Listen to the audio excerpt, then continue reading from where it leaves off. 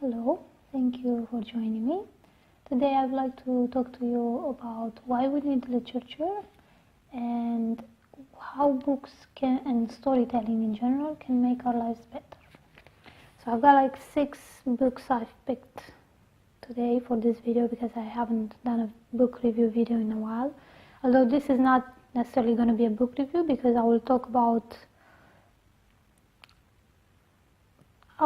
much about the plot. I'll just talk about the themes that this book explored and why they had an impact on me and why I think reading is good, obviously, and why we more of us should read. So these books that I've selected have a lot to do with intimacy and isolation. So I'll start by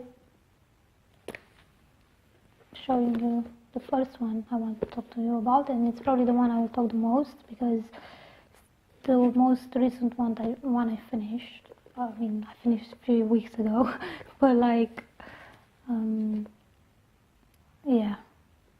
one that had the greatest impact on me in the last few months. Because I have finished other books more recent, but it was like one of them was poetry book and other research stuff, and this is fiction. So yeah.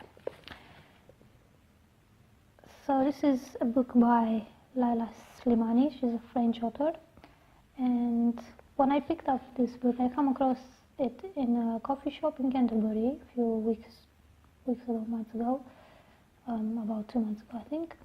And when I first saw the cover, it was a simple design. I was like, oh, okay. When I read the title, hook, I was like, oh, this is, it grabs you immediately because I'll read you the hook. It says, the baby's dead. It took only a few seconds. So, it's definitely a story there, obviously. But my first impulse was like, I don't want to read this kind of book. Not now, not today, just because it's a really scary subject. Thinking about kids being murdered, I was in the mood for something else. But I was like, I don't know, I don't want to leave the book here. What if in case I continue with research and other stuff and I forget about it, and I'll just read the first few lines, as it often happens. So I began reading the first page, and I was like, okay, I just have to leave one of the books I have with me. I was planning to swap anyway, and just take it because it looks like a book that's going to have an impact and you won't forget easily, which is exactly what happened, This cover is not my favorite, but that's not important for this video. So the story, in a nutshell, the story of this book, it's about a couple who have one boy and a girl, and they have to hire a nanny to take care of their kids because the woman decides to go and pursue her pursue a career. So this book, it's interesting from several points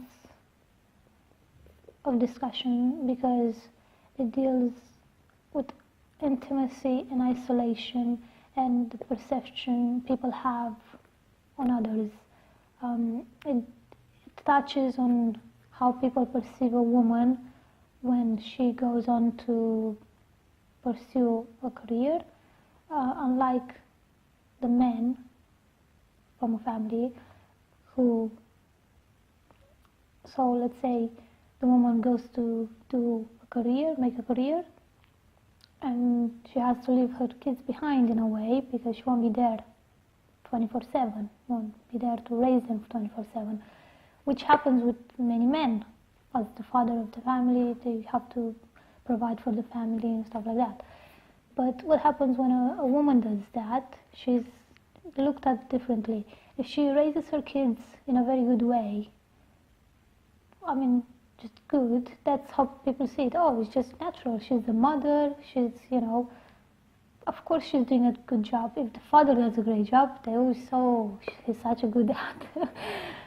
And I'm not trying to have a go at any gender here. It's just the point, trying to show the point of view and the stuff that this book explores. But the main focus of the book is the nanny who takes care of the kids and her relationship with the family. How despite how great nanny she is, the book starts, you know, with the baby is dead. So you can imagine what happens. I mean, it's a giveaway. I'm not spoiling anything. It's clearly what's going to happen, you know. And it's one of those daunting things. I don't have kids, but putting myself in the shoes of a parent, like if I had kids and I had to leave them with someone, not just a nanny or some like a complete stranger, but even like with another member of the family who is not me or, you know, my husband, let's say, it just would give me anxiety, because as a parent you want to raise your kid as best as you can, and it's just, you worry when you go away. I think that's what naturally happens. That's what would happen to me, and I know it happens with many parents. So it was a very interesting thing to see happening in this book, because the story is like this character, these people are being torn apart by this event, by what the nanny does, and I was watching interviews with the author Leila Slimani. There was one done in Shakespeare and Company in Paris, in the bookshop, the famous bookshop that I visited a few years ago. And she was talking about why we need literature, and I completely agreed with her. And that's the reason why I read and write.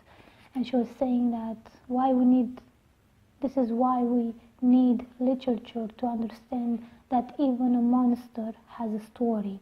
And that's what she said. Now I'm just continuing my thoughts. And just because someone does something horrible, or we think it's horrible, and we think we'd never do that, you should never judge someone.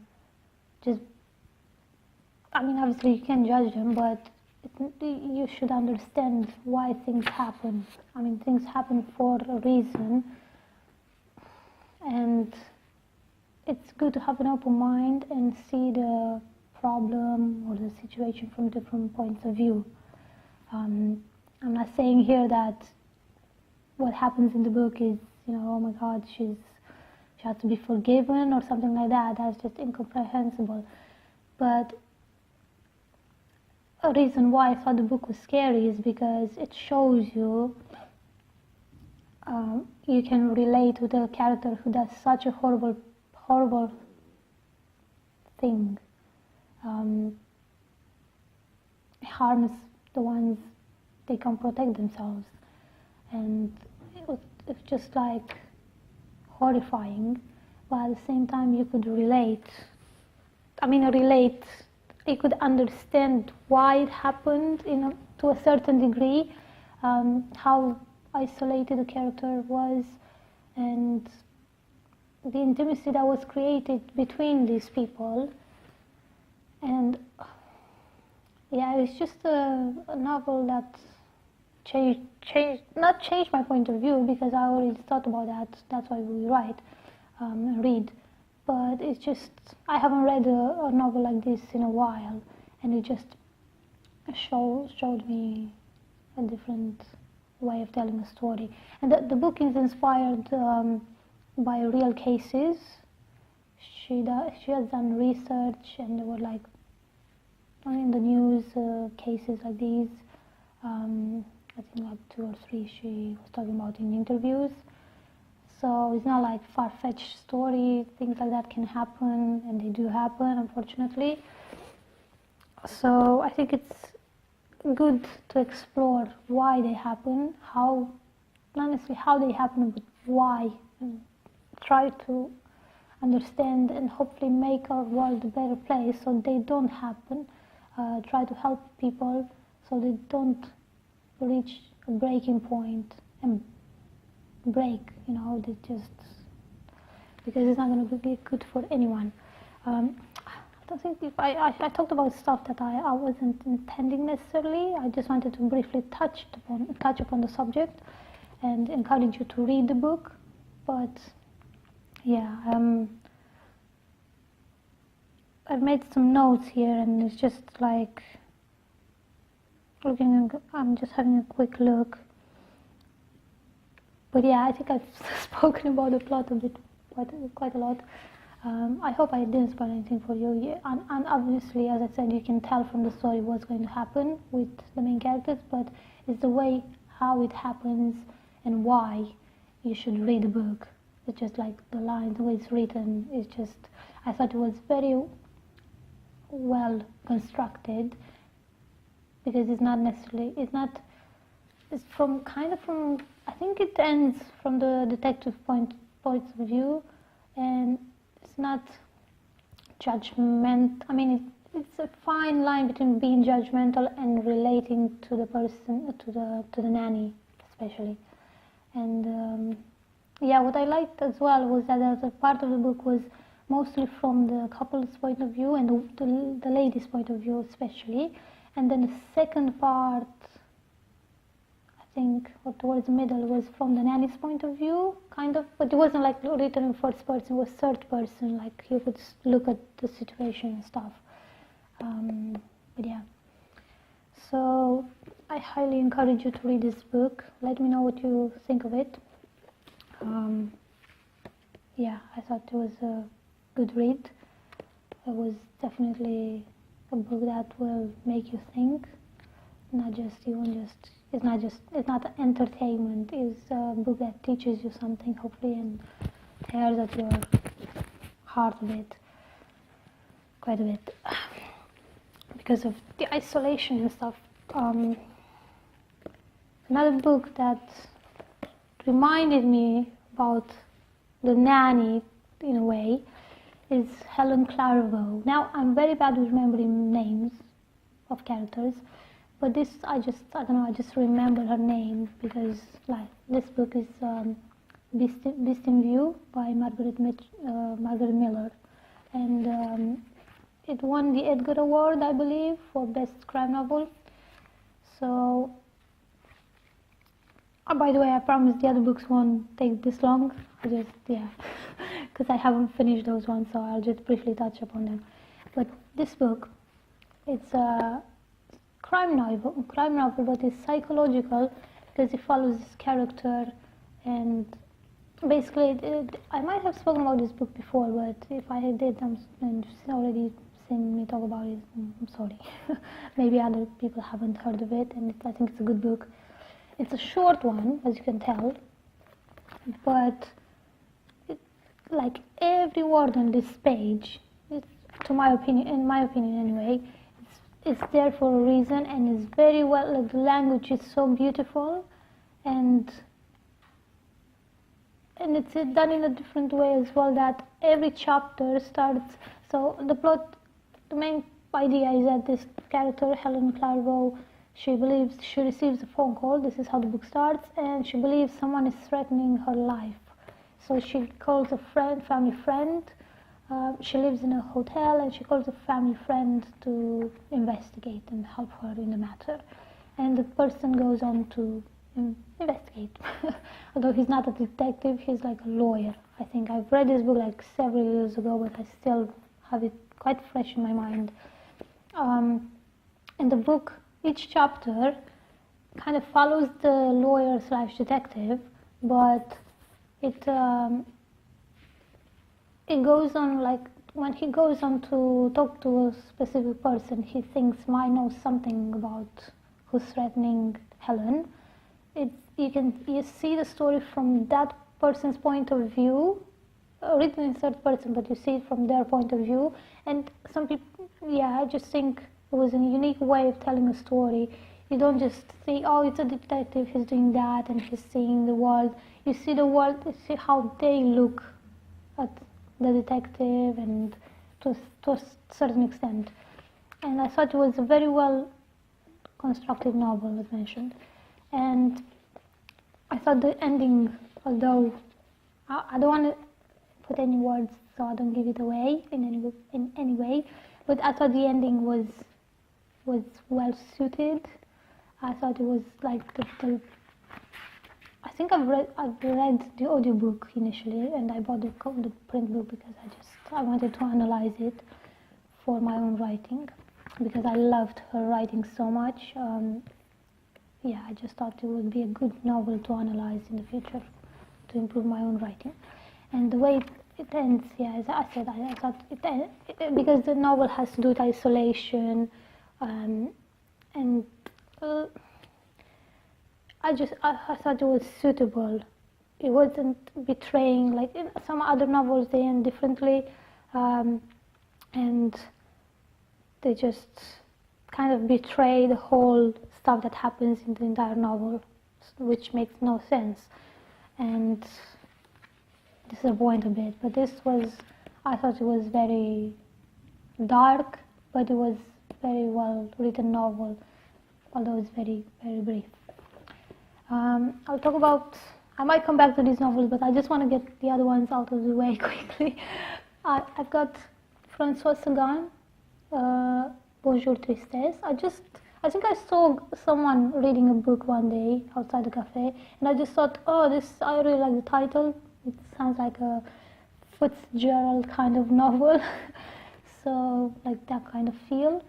And apparently I was just looking at it today, and it says François Sagan is a French F. Scott Fitzgerald, The Guardian. So good feel about it. Nice cover as well, nice bluish colors. And this story, I haven't finished it. I've only began it. I'm on chapter 3 from what I can tell from my sign. And it's about this girl who goes with her father in the south of France. And there's a lady accompanying them, and another one comes along. And yeah, it says funny, moral, and thoroughly French. So I'm looking forward to reading this. And I have Dean Koontz novel, which I began reading it months ago, and I haven't finished. And not because the novel is not good. I think it's, along with Beast in View, one of the novels that I'm analyzing the way they were written, because Dean Koontz's writing is it's a peculiar, unique. Again, his language is it's like thriller-like, but it has a literary feel to it, and it's not just for entertainment. It's back to he has many characters in his books. His first book I ever read was Life Expectancy, which I absolutely loved. It was so funny and so dark. I mean, not that dark, but it was comical and it was interesting.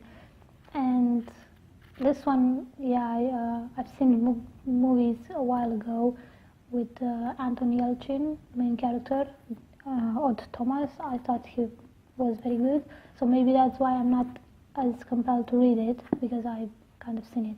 But I am going to finish it. I'm on chapter 13 now, and as I said, it's a very well written novel.